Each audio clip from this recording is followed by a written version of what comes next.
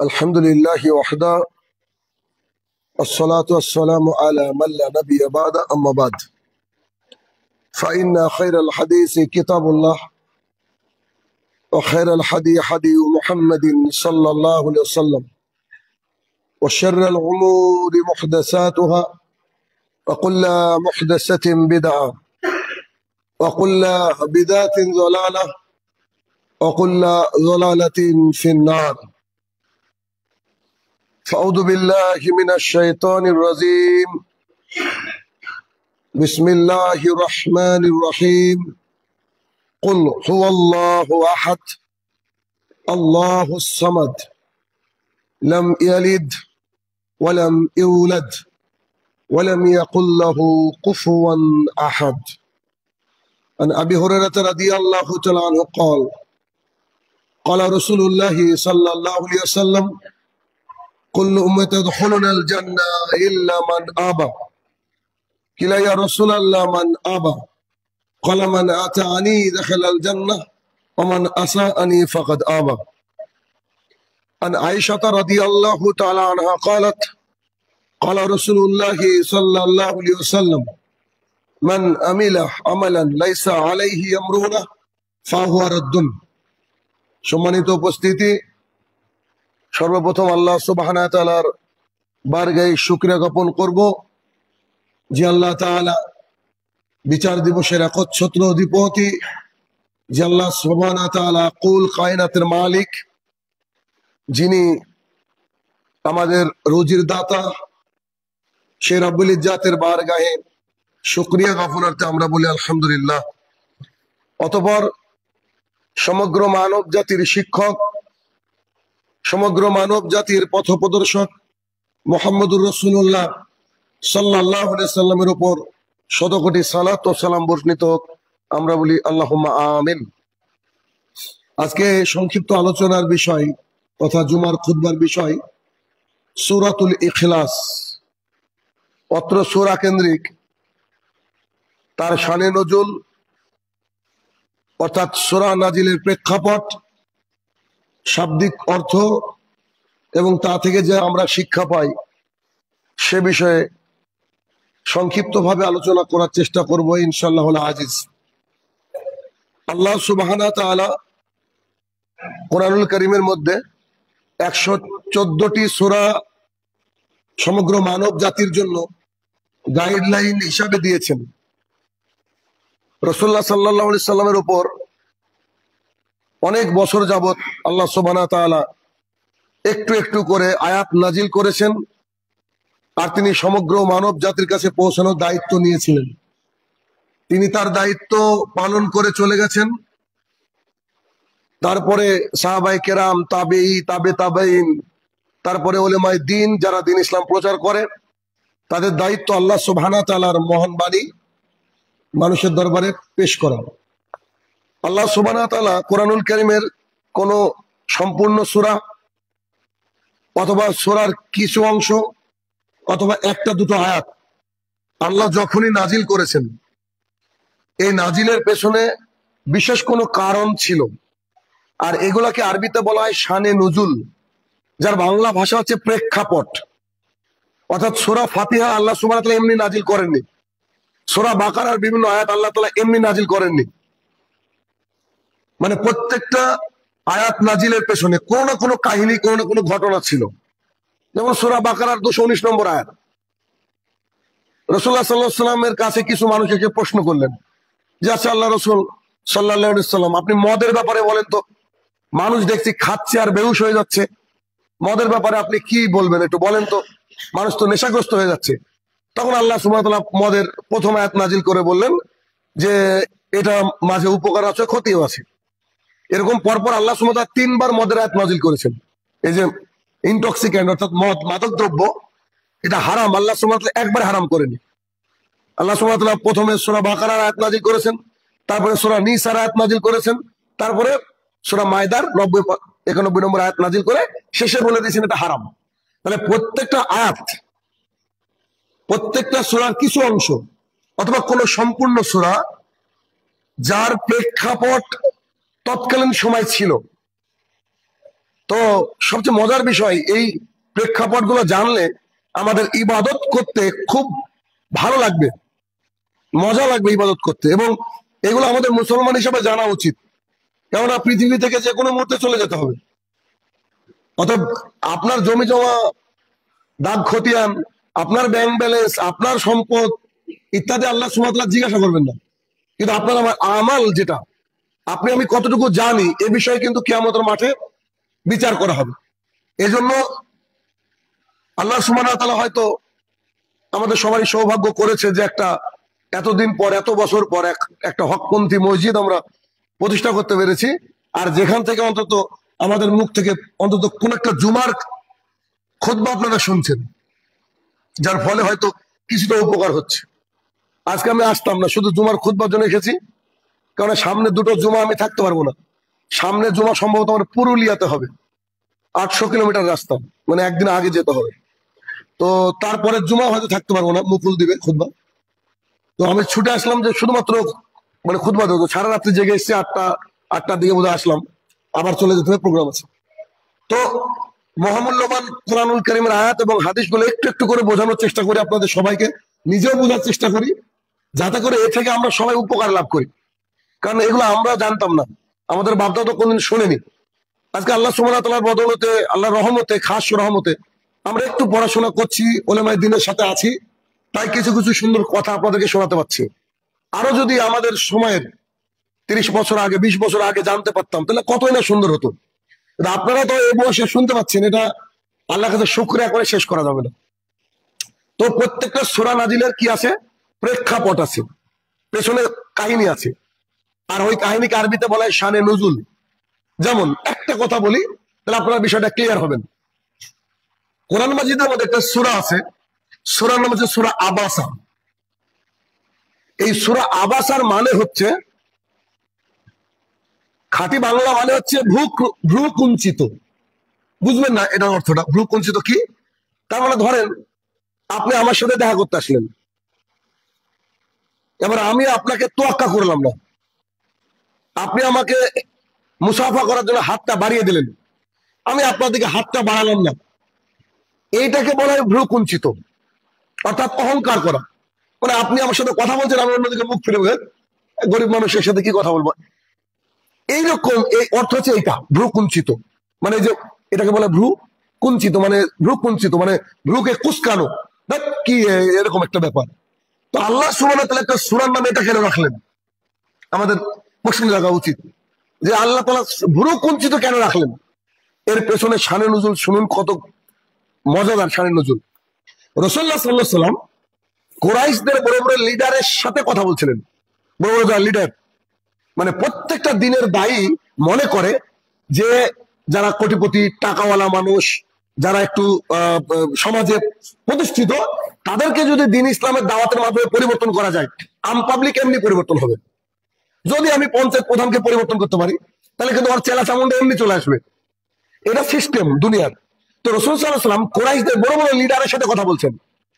তারা মনে তার ইচ্ছা যে তারা যদি ইসলাম কবুল করে, তাহলে আমার জন্য ইসলামের দাওয়াত দেওয়া একটু সহজ হবে। কেননা যেমন আমরা অনেক জায়গায় যাই প্রোগ্রাম করতে, তো বিভিন্ন জায়গায় গিয়ে, যেমন ধুলিয়ান থেকে শুরু করে বিভিন্ন জায়গায় এমএলএ এমপি যারা আমাদের সাথে সম্পর্ক, তারা বলে যে শাহিনুর ভাই কোথাও বিপদ হলে বলবেন, আমরা আপনার সাথে আছি। মন থেকে ওদেরকে ভালোবাসি না, আসলে তোমরা তো দ্বীন ইসলামের জন্য কিছু করে না, হয়তো আমার বক্তৃতা ভালো লাগে তাই আমাকে বলে। এমএলএ এসে হয়তো আমাকে সময় দেয়, 1 ঘন্টা 2 ঘন্টা সময় দিল, যে আপনি এই এলাকা বিপদে বললে আপনি আমাকে বলবেন। তো তাদের সাথে সাথ দিলে কি হয়, সুযোগ সুবিধা পাওয়া যায়, তাদের জন্য হেদায়েতে দোয়া করি সবসময়। তো এখন ওই রকমই রাসূল সাল্লাল্লাহু আলাইহি ওয়াসাল্লাম কুরাইশদের বড় বড় লিডারের সাথে কথা বলছিলেন। এই সময় একজন সাহাবী আব্দুল্লাহ ইবনে উম্মে মাকতুম রাদিয়াল্লাহু তাআলা আনহু, অন্ধ সাহাবী, গরিব মানুষ, দ্বীন ইসলাম কবুল করেছে। তো এসে আল্লাহ রাসূল সাল্লাল্লাহু আলাইহি ওয়াসাল্লামকে সালাম দিয়ে, আচ্ছা বলেন তো এটা কি, এটা কি, মানে তিনি প্রশ্ন করতে শুরু করেছেন। যদিও মানুষকে সরাসরি ভাবে কিন্তু প্রশ্ন করা উচিত নয়, একটু বোঝা উচিত যে তিনি কার সাথে কথা বলছেন কিনা। তো সেই সাহাবী এসে আল্লাহ রাসূলকে বলছে, আচ্ছা এটা এটা কি, কোথায় হাত বাঁধবো, এরকম কিছু মাসালা জিজ্ঞাসা করছেন রাসূল সাল্লাল্লাহু আলাইহি ওয়াসাল্লামকে। আর রাসূল সাল্লাল্লাহু আলাইহি ওয়াসাল্লাম করেছেন কি, উনি অন্ধ মানুষ, ওনার দিকে আর খেয়াল করেননি, কি বলছো এটা, এরকম ভেবে তিনি কুরাইশদের সাথে কথা বলছিলেন। সঙ্গে সঙ্গে আল্লাহ সুবহানাহু ওয়া তাআলা কোরআনুল কারীমের এই আয়াত নাজিল করে দিলেন, এই সূরা নাজিল করে দিলেন। আল্লাহ তাআলা আকাশ থেকে হুমকি দিলেন যে হে মুহাম্মদ সাল্লাল্লাহু আলাইহি সাল্লাম, তোমার এত বড় সাহস, যে লোকটা দ্বীন ইসলাম কবুল করেছে ও তোমাকে মাসালা জিজ্ঞাসা করছে আর তুমি তার দিক থেকে মুখ ফিরিয়ে নিচ্ছ। তুমি চাইলে তোকে হেদায়েত দেওয়াতে পারবা? গোটা পৃথিবীর মানুষকে তুমি চাইলে হেদায়েত দিতে পারবা? কিসের ওরালিরা? ছাড়ো তুমি। তুমি যারা ইসলাম কবুল করেছে, যে গরিব হোক, ও ল্যাংড়া হোক, লোলা হোক, অন্ধ হোক, তার সাথে তুমি কথা বলো। কার দিকে কথা বলছো? তখন রাসূল সাল্লাল্লাহু আলাইহি ওয়াসাল্লাম নিজের ভুলটা বুঝতে পারেন, আরে আমি তো বড় লোক, আমি তো লিডারের সাথে কথা বলছিলাম, আমি ভেবেছিলাম বোধহয় এদের সাথে করলে আমার ইসলামটা আগিয়ে যাবে, কিন্তু আমার আল্লাহ আমাকে হুমকি দিচ্ছে যে তুমি কি করলা। অতএব এই আয়াত নাজিল হয়ে গেল। এই জন্য আল্লাহ সুবহানাহু ওয়া তাআলা এই সূরাটার নাম রেখে দিলেন কি? সূরা আবাসা। তার মানে ইসলামে যে ধনী দরিদ্র এমন ব্যাপার না, যার যত বেশি ঈমান তার তত বেশি মূল্য। আব্দুল্লাহ ইবনে উম্মে মাকতুমের দিনে আজান দিতেন, কত বড় একজন জলিল, কত সাহাবী। রাসূল সাল্লাল্লাহু আলাইহি ওয়াসাল্লাম তার দিকে তাকাননি কেন? অন্য একজন মানুষ, তিনি গরিব সাহাবী, হয়তো আল্লাহ তাআলা ভালো জানে। কিন্তু এটা শুনে মনে হচ্ছে যে দোষ, আল্লাহ রাসূলের দোষ, ওনারও দোষ, নাউজুবিল্লাহ মনে হচ্ছে। কিন্তু আসলে হয়তো আল্লাহ সুবহানাহু ওয়া তাআলা এমন করিয়েছেন তাদেরকে দিয়ে। কেন? তাদেরকে দিয়ে না করালে তো আমরা এগুলো জানতাম না, আমরা একটা সূরা পেতাম না হয়তো। আল্লাহ তাআলাই ভালো জানেন। তো এইটা হচ্ছে তার প্রেক্ষাপট। আজকে যে আমাদের আলোচ্য বিষয় সূরাতুল ইখলাস, এই সূরাতুল ইখলাসের পেছনে কাহিনী কি? এই সূরার শানে নজুল কি? এই সূরা পড়লে আমাদের কোনো উপকার আছে কিনা, একেবারে সংক্ষিপ্ত সারে আলোচনা করবে ইনশাআল্লাহ। সূরা ইখলাস, ইখলাস মানে হচ্ছে নিষ্ঠা, একত্ব। মানে আমি আজকে এখানে এসে 2 রাকাত নামাজ পড়বো, এটা আমি পৃথিবীর কাউকে দেখাবো না, শুধুমাত্র আমার মহান প্রতিপালক, যিনি আমাকে রুজি দিয়ে থাকেন, যিনি আমার স্রষ্টা, যিনি আমার নিয়ন্ত্রা, যিনি আমার হায়াত এবং মাউতের মালিক, যিনি আমার বিচার দিবসের মালিক, যিনার সাহায্যে আমি চলি, শুধুমাত্র খালেস, কারোর দিকে না তাকিয়ে 2 রাকাত সালাত আদায় করছি আমার আল্লাহ তাআলার জন্য। এটার নাম হচ্ছে নিষ্ঠা, এটার নাম হচ্ছে ইখলাস। অর্থাৎ আমাদেরকে সামাজিক ভয়ে নয়, কেউ পাশে দেখলো এই ভয়ে নয়, আজকে জুমার দিন এই ভয়ে নয়, একেবারে আল্লাহ তাআলাকে ভালোবেসে একাত্মতার সাথে আল্লাহ ইবাদত করা, এটাকে বলা ইখলাস। ইখলাস মানে কোন কোন তাফসীরকারগণ বলছে যে এটা হচ্ছে তাওহীদের সূরা, এর মধ্যে তাওহীদ রয়েছে। কুল হু আল্লাহু আহাদ মধ্যে কি রয়েছে? তাওহীদ রয়েছে। এখন এই সূরা নাজিলের প্রেক্ষাপটটা কি, শানে নজুলটা কি, কেন নাজিল হলো? মজার ঘটনা আছে নাজিল হওয়ার প্রেক্ষাপট কি। উবাই ইবনে কাব রাদিয়াল্লাহু তাআলা আনহু বলেন, রাসূলুল্লাহ সাল্লাল্লাহু আলাইহি ওয়াসাল্লাম বসে আছেন, মসজিদে বসে আছেন, তো কিছু মক্কার মুশরিক বেদিন বেঈমান তিনারা দেখছেন যে আল্লাহ রাসূলের দ্বীন ইসলাম আস্তে আস্তে বেড়ে যাচ্ছে, আমরা তো কিছু করতে পারছি না, তো যাই ওকে কিছু প্রশ্ন করি। তখন মুহাম্মদ সাল্লাল্লাহু আলাইহি ওয়াসাল্লাম বসে আছেন, তো তারা গিয়ে ওদেরকে একটু করো,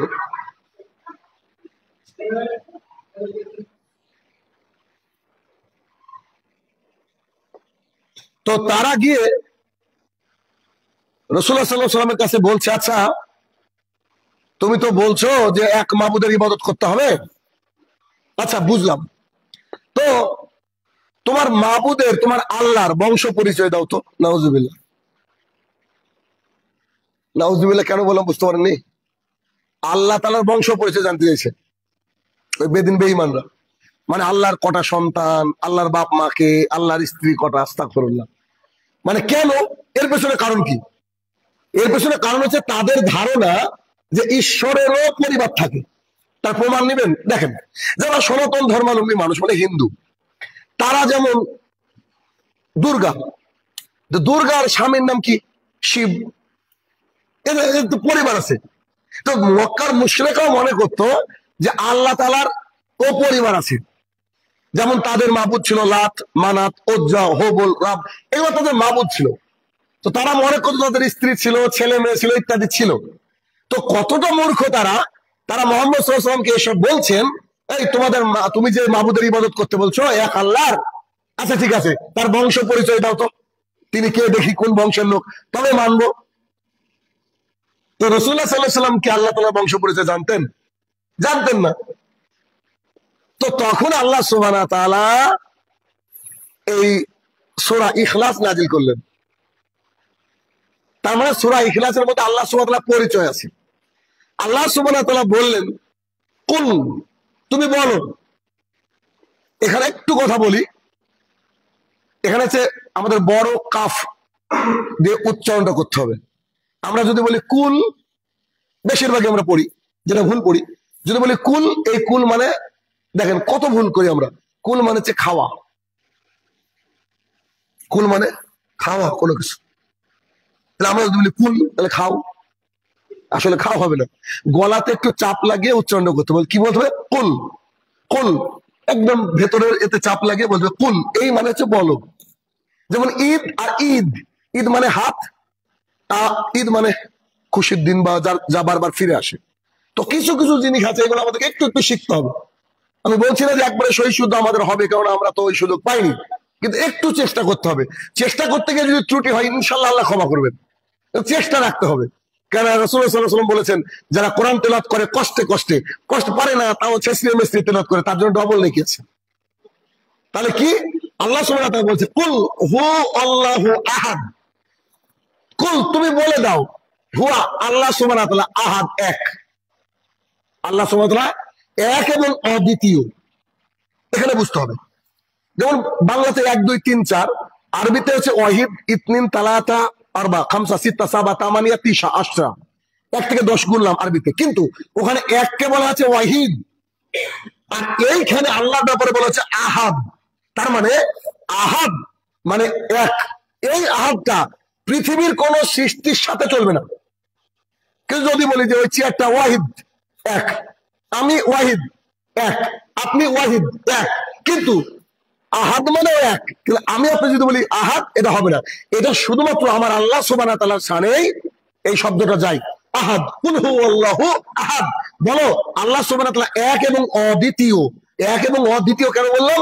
যে আল্লাহ সুবহানাহু ওয়া তাআলা বিশ্বজাহানে একজনই আছেন, আল্লাহ সুবহানাহু ওয়া তাআলা এক। এবার অন্যান্য মাবুদ যারা নিজের অন্তরে লালন পালন করে, হিসাব করে দেখেন যে তাদের অনেক মাবুদ আছে। আপনি যদি হিন্দু ধর্মের ভাইদেরকে জিজ্ঞাসা করেন আপনাদের মাবুদ কত, তো বলবে যে 33 কোটি। খ্রিস্টান ইহুদিদেরকে জিজ্ঞেস করলে বলবে 3 জন। এরকম করে নানান ভাবে মতবাদ ছড়িয়ে আছে। কিন্তু আল্লাহ সুবহানাহু ওয়া তাআলা ওই কাফের বেঈমানদের উদ্দেশ্যে বললেন যে, হে মুহাম্মদ সাল্লাল্লাহু আলাইহি ওয়াসাল্লাম, তুমি তাদেরকে বলে দাও, কুল হু আল্লাহু আহাদ, আমার আল্লাহ সুবহানাহু ওয়া তাআলা এক এবং অদ্বিতীয়। এরপর আল্লাহ সুবহানাহু ওয়া তাআলা বললেন আল্লাহুস সামাদ। as-সামাদ খুব কঠিন একটা শব্দ, এর ব্যাখ্যা যদি করি তো মিনিমাম 2 ঘন্টা লাগবে, এর তাফসীর। তো as-সামাদ, সামাদ মানে কি? as-সামাদ মানে হচ্ছে অমুখাপেক্ষী। আচ্ছা, অমুখাপেক্ষী মানে কি? ক্লিয়ার বুঝতে হবে। অমুখাপেক্ষী মানে হচ্ছে, ধরেন আমি বললাম যে আলহামদুলিল্লাহ আল্লাহ আমাকে অনেক সম্পদ দিয়েছে, আমি খুশি, আমার আর লাগবে না। হিসাব করে দেখেন, আমার যতই সম্পদ থাক না কেন, আমি কিন্তু সম্পদের জায়গায় পরিপূর্ণ না। কেন? ধরেন আমার 1 কোটি টাকা আছে, এবার আমি একটা রেঞ্জ রোভার কিনবো গাড়ি, ওই গাড়ির দাম দেখা যাবে 50 কোটি টাকা। তাহলে ওই জায়গায় যদি ওইটা আমি কিনতে যাই, তাহলে আমি কিন্তু আমার সম্পদে পরিপূর্ণ না। একমাত্র আল্লাহ সুবহানাহু ওয়া তাআলা আছেন যিনি তার সম্পদে পরিপূর্ণ। আমি আপনাকে যখন দান করব, টাকা দেব, আমার পকেট থেকে কমবে, কেন? আমি পরিপূর্ণ না। আর আল্লাহ সুবহানাহু ওয়া তাআলা যখন দান করবেন, তার সম্পদ থেকে কমবে না, মানে তিনি সম্পদে পরিপূর্ণতা লাভ করেছেন। আবার আসেন, আল্লাহ সুবহানাহু ওয়া তাআলার একটা নাম হচ্ছে আর-রাজ্জাক, রিজিক দাতা। আমি আমার পরিবারের জন্য রিজিক এনে তাদেরকে খাওয়াই। ওই দৃষ্টিতে যদি বলি আমার পরিবারের রিজিক দাতা আমি, আমার পরিবারের রিজিক দাতা আমি, কিন্তু পূর্ণাঙ্গ রিজিক দাতা হতে পারবো না। কারণ আমি as-সামাদ কার উপরে নির্ভর করি? আল্লাহ তাআলার উপরে। কিন্তু আমার আল্লাহ রিজিক দেওয়ার ব্যাপারে তিনি কি কার উপরে নির্ভর করেন? আল্লাহ কি বলেন নাকি দাঁড়ান একটু দাঁড়াও, অ্যালটমেন্ট হোক, সাইন হোক, তারপর তোমাদেরকে দিচ্ছি? আল্লাহ কি বলেন? না, আল্লাহ পরিপূর্ণতা রাখেন। পৃথিবীর যারা বিদ্বান, বড় বড় বিদ্বান, প্রচুর জ্ঞানের অধিকারী, তিনারা পিএইচডি করছেন, ডবল পিএইচডি করছেন, কত বড় বড় কিতাব লিখছেন, তাদেরকে জ্ঞানের সমুদ্র বলা হয়। কিন্তু আমার আল্লাহ সুবহানাহু ওয়া তাআলা জ্ঞানের ব্যাপারে কেমন? as-সামাদ, মানে তার মুখাপেক্ষী কেউ নাই, মানে তার সমতুল্য কেউ নাই, তার মুখাপেক্ষী পৃথিবীর সবাই। যে নাস্তিক আল্লাহকে স্বীকার করে না, সে আল্লাহর মুখাপেক্ষী। কেন? অক্সিজেন দেওয়ার মালিককে আল্লাহ সুবহানাহু ওয়া তাআলা। ও আল্লাহ সুবহানাহু ওয়া তাআলা অক্সিজেন বন্ধ করে দেয়, ও মারা যাবে। তাহলে যে নাস্তিক, যে আল্লাহকে স্বীকার করে না, সে আবার কি করে? আল্লাহর উপরে ডিপেন্ড করে। আপনি আমি যখন জমিতে ফসল ফলাই, আমরা আল্লাহ কতটা মুখাপেক্ষী যে আল্লাহ সুবহানাহু ওয়া তাআলা আকাশ থেকে বৃষ্টি বর্ষণ করেন, তারপর আমাদের ফসল হয়। এই যে বন্যা আসলো, আপনারা অনেকে মাছ মারলেন, তো এই মাছ পাঠিয়েছে কে? আল্লাহ সুবহানাহু ওয়া তাআলা। এখন যান, এখন আর মাছ নাই, পুরো নদী শুকিয়ে গেছে। তাহলে আমরা আল্লাহর কাছে মুখাপেক্ষী, কিন্তু তিনি কারো কাছে মুখাপেক্ষী নয়। তিনি যে জাত, সত্তা, সেই সত্তা একক, এবং এই সত্তা কারোর উপরে ডিপেন্ডেন্ট নন। তিনি যে যার, মানে আমরা যতটুকু তার ব্যাপারে জানি, তিনি ওই ব্যাপারে কামেল, পরিপূর্ণ। আমরা একটা কথা পড়েছি, আমরা জানি এরকম যে মানুষ কখনো পূর্ণ হয় না, কিন্তু আল্লাহ তাআলা পূর্ণ। আল্লাহ তাআলা পূর্ণ। এখন ধরেন আমি যতই যা করি না কেন, আমার ঘুমানো লাগবে, না ঘুমালে শান্তি হবে না, কোটি টাকা দিয়ে কি হবে, কিন্তু ঘুমের ব্যাপারে আমি আল্লাহ তাআলার কাছে বাধা। আমার বাড়িতে এসি আছে, আমার সুন্দর বিছানা আছে, আমার ঘরে পারফিউম আছে, কত কি আছে, কিন্তু আমি এসে যদি ঘুমাই, আল্লাহ তাআলা যদি আমাকে ঘুম না দেয়, আমার কিন্তু ঘুম হবে না। যতই কোটি টাকার বিছানা থাক, যতই সুন্দর ফ্ল্যাট থাক, যতই ভালো ব্যবস্থা থাক, কিন্তু এই ঘুমের ব্যাপারে আমি কার মুখাপেক্ষী? আল্লাহ সুবহানাহু ওয়া তাআলা। এটা অনেক বড় বিষয়। আপনাদের সামনে আমি সাহস নিয়ে আলোচনা করছি এতটুকুই, যে as-সামাদ, as-সামাদ খুব কঠিন একটা জিনিস। অর্থাৎ আমরা সবাই আমাদের প্রতিপালকের উপরে নির্ভরশীল, মুখাপেক্ষী, কিন্তু তিনি কারোর উপরে মুখাপেক্ষী নন। তিনি আজকে চান সূর্যকে উদয় করবেন, তিনি চান সূর্যকে থামিয়ে দিবেন। সূর্য কার মুখাপেক্ষী? একদিন সূর্য পশ্চিম দিকে উঠবে। প্রতিদিন সূর্য যখন পশ্চিম দিকে অস্ত যায়, আল্লাহ তাআলাকে বলে, আল্লাহ আমি উঠবো। তা আল্লাহ তাআলা বলছে, আচ্ছা ঠিক আছে উঠো। একদিন আল্লাহ সুবহানাহু ওয়া তাআলা, দাঁড়াও, উঠবে না, তুমি উঠবে না, পূর্ব দিক থেকে তুমি উঠবে না, তোমাকে আজকে পশ্চিম দিক থেকে উঠতে হবে। সূর্য পশ্চিম দিক থেকে উঠবে, তখনই কিয়ামত হয়ে যাবে। তার মানে আমি বোঝাতে চাইছি এই আয়াতের মাধ্যমে, এই কথার মাধ্যমে, যে as-সামাদ, as-সামাদ মানে তিনি কারোর উপরে মুখাপেক্ষী নন। আচ্ছা, এই বাক্যটা যদি গোটা পৃথিবীর মানুষ বুঝতো যে আল্লাহ আমাদের as-সামাদ, তাহলে পৃথিবীতে কোনো মাজার, পৃথিবীতে কোনো খানকা, পৃথিবীতে কোনো দরবার, পৃথিবীতে কোনো তাবিজ, পৃথিবীতে কোনো এই ধরনের নোংরামি কিচ্ছু থাকতো না, কিচ্ছু থাকতো না। কেন? কারণ as-সামাদ তিনি অমুখাপেক্ষী, আমরা তার মুখাপেক্ষী। তাহলে যিনি অমুখাপেক্ষী, তার কাছে মুখাপেক্ষী ওয়ালারা কি করবে? চাইবে। আমার সন্তানের আমি আল্লাহর কাছে চাইবো, আমার সম্পদ নাই আমি আল্লাহ তাআলার কাছে চাইবো, আমার অভাব আমি আল্লাহ তাআলার কাছে বলবো।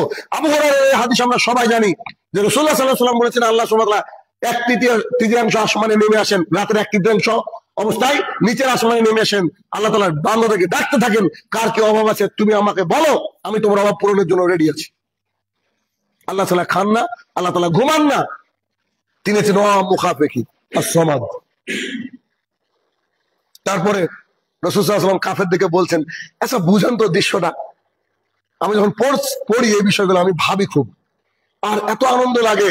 কেমন? ধরেন আমি কোথাও গেলাম, আমি বিপদে পড়েছি, কিছু ডাকাত আমাকে ধরেছে, এই মুহূর্তে আমি অসহায়, আমার কাছে কিছু নাই। তারপরে হঠাৎ করে সাইডে তাকিয়ে দেখছি যে আপনারা 5 জন মানুষ, হাতে পিস্তল। বলেন ওই মুহূর্তে আমার সিনাটা, আমার কলিজাটা কি হবে? তখন বললে, আই তোর হিম্মত থাকলে আই, আমার যারা আছে তোর এবার গায়ে হাত দিয়ে দেখ, এই তো বলবো। এইরকম একটু ভাবেন তো, আল্লাহ রসুলকে এসে সাল্লাল্লাহু আলাইহি সাল্লাম কাফের বেদিন বেঈমান অপমান করার জন্য বলছে, তোমাদের মাহবুদের, তোমাদের আল্লাহর বংশ পরিচয় দেয় তো। সুবহানাল্লাহ। আল্লাহ তাআলা আকাশ থেকে বলছে, বলো বলো বলো, তুমি বলো যে কুল হু আল্লাহু আহাদ, আমার আল্লাহ এক এবং অদ্বিতীয়, আল্লাহু সামাদ, আমার আল্লাহ কারো উপর মুখাপেক্ষী নয়। তুই অক্সিজেনের জন্য মুখাপেক্ষী, তুই খাবারের জন্য মুখাপেক্ষী, তুই তোর স্ত্রীর কাছে মুখাপেক্ষী, কিন্তু আমার আল্লাহ তাআলা কারো কাছে মুখাপেক্ষী নন। ওই দৃশ্যটা আল্লাহ রাসূলের কি হয়েছিল একবার চিন্তা করেন, যে আল্লাহ সরাসরি তাকে সাহায্য করে বলছে, তুমি বলো বলো বলো। তারপরে আল্লাহ সুবহানাহু ওয়া তাআলা বলছেন, লাম ইয়ালিদ ওয়া লাম ইউলাদ, তাদেরকে বলো যে আল্লাহ কাউকে জন্ম দেননি, আল্লাহ কাউকে জন্ম দেননি। আর আল্লাহ কারোর থেকে জন্ম হননি। আল্লাহ কেন জন্ম হতে যাবেন? আল্লাহ কারোর থেকে জন্ম হননি, আল্লাহ কাউকে সরাসরি জন্ম দেননি। এই কথাটা কেন, এর পেছনে কারণ কি? এর পেছনে আরো একটা ঘটনা আছে। ঘটনা কি? আল্লাহ সুবহানাহু ওয়া তাআলা বলছেন যে আদমের সন্তানরা আমার সাথে খুব বিয়াদবি করেছে, আমাকে খুব কষ্ট দিয়েছে। আল্লাহ তাআলা বলছে কি, ইহুদি খ্রিস্টানরা কে কে বলেছে যে উজায়ের নাকি আল্লাহ সন্তান, ঈসা আলাইহিস সালাম নাকি আল্লাহ সন্তান। আল্লাহ সুবহানাহু ওয়া তাআলা তখন এই কথা বলছেন যে তাদেরকে বলে দাও, আমি এমন এক সত্তা, আমাকে কেউ জন্ম দেয়নি আর আমিও কাউকে জন্ম দিইনি। লাম ইয়ালিদ ওয়া লাম ইউলাদ ওয়ালাম ইয়াকুল লাহু কুফুয়ান আহাদ। কুফু মানে সিমিলারিটিস, মানে সেম সেম, অমুক লোকটা আপনার মতো দেখতে, সিমিলারিটিস। তো ওয়ালাম ইয়াকুল লাহু কুফুয়ান আহাদ, অর্থাৎ আল্লাহ সুবহানাহু ওয়া তাআলার সমকক্ষ কেউ নাই, কেউ নাই আল্লাহ তাআলার সমকক্ষ। আল্লাহ তাআলার সমকক্ষ কেউ যদি করার চেষ্টা করে, বুঝতে হবে মূর্খ, বুঝতে হবে হিতাহিত জ্ঞান নাই। তাহলে আল্লাহ তাআলার সমকক্ষ আমাদের সমাজে কাদেরকে করা হয় বলেন তো? আল্লাহ তাআলার সমকক্ষ করা হয় আমাদের সমাজে পীরকে, মাজারকে। কেন? আল্লাহর কাছে সন্তান চাইতে হবে, অথচ আমরা মাজারে গিয়ে বলছি সন্তান দাও। আমরা বলছি ইয়া গাউসুল আজিম, আমাদেরকে সাহায্য করো। আমরা খাজা মঈনুদ্দিন চিশতিকে ডাকি, আমরা আলী রাদিয়াল্লাহু তাআলা আনহুকে ডাকি, আমরা বিপদের সময় ইয়া গাউস ইয়া কুতুব বলে আমরা অন্যান্য আজেবাজে শখসদেরকে ডাকি, বড় পীর বলে আমরা ওদেরকে ডাকি। কিন্তু আসলে আল্লাহ সুবহানাহু ওয়া তাআলার সমকক্ষ কেউ আছে কি? আল্লাহ সুবহানাহু ওয়া তাআলা বড় পীরকেও মেরেছেন। পৃথিবীর সবচেয়ে খারাপ মানুষ ফেরাউন আল্লাহকে বলতেন যে আনা রব্বুকুমুল আলা, আমি তোদের আল্লাহর আল্লাহ। দেখেন সেই লোককে আল্লাহ কি করে ডুবিয়েছে, কি করে মেরেছে? পানির মধ্যে ডুবিয়ে 16 আনা অসহায়ত্ব দিয়ে আল্লাহ মেরে ফেলছেন। আল্লাহ কারোর সমকক্ষ নন, তার সমকক্ষ কেউ নয়। তাহলে পুরো সূরার মানেটা কি হলো? কুল হুয়াল্লাহু আহাদ, বলো আল্লাহ তিনি এক এবং অদ্বিতীয়। আল্লাহুস সামাদ, তিনি হচ্ছেন এমন এক সত্তা যিনি কারো উপরে মুখাপেক্ষী নন, অমুখাপেক্ষী।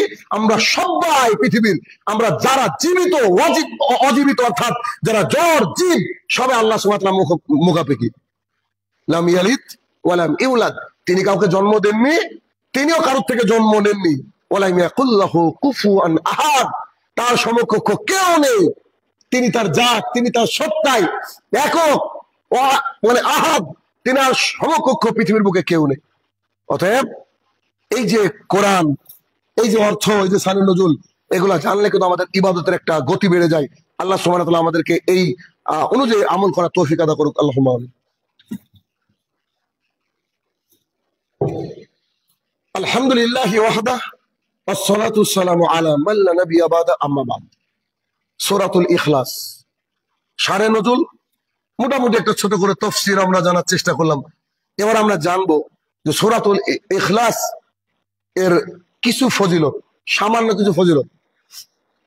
এই যে কি ফজিলত দেখেন একটু।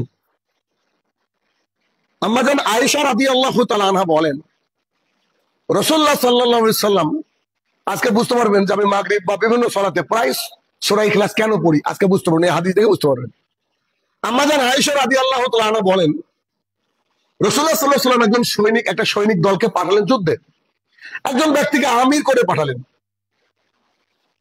তো সেই ব্যক্তি যখন নামাজ পড়াতেন, তিনি হাফেজ ছিলেন, কারি ছিলেন, কোরআন জানতেন, মুখস্থ ছিল।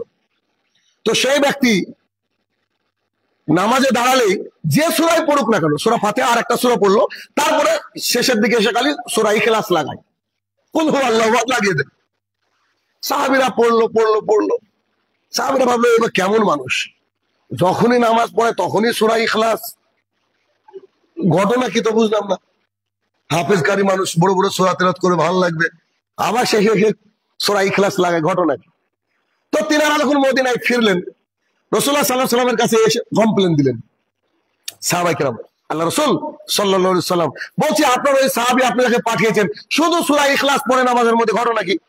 দেখেন রাসূল সাল্লাল্লাহু আলাইহি ওয়াসাল্লাম কিন্তু একপাক্ষিক বিচার করতেন না। এজন্য কারোর এক পক্ষের কথা শুনে কখনো বিচার করবেন না, দুই পক্ষের কথা শোনা জরুরি। ইসলাম মানে শুধু শিক্ষার শিক্ষা। রাসূলুল্লাহ সাল্লাল্লাহু আলাইহি ওয়াসাল্লাম বলেন, আচ্ছা তাই নাকি, আচ্ছা ডাকো আমার সাহাবীকে, দেখি কেন পড়েছে। তখন জনৈক সাহাবী আসলেন, আসার পরে বলছেন যে আপনি কি তা ঘটিয়েছেন যা ইনারা বললেন? তো যে কি বললেন, তো এই ঘটনা আপনি প্রত্যেক রাকাতে সূরা ইখলাস পড়েন শেষের রাকাতে।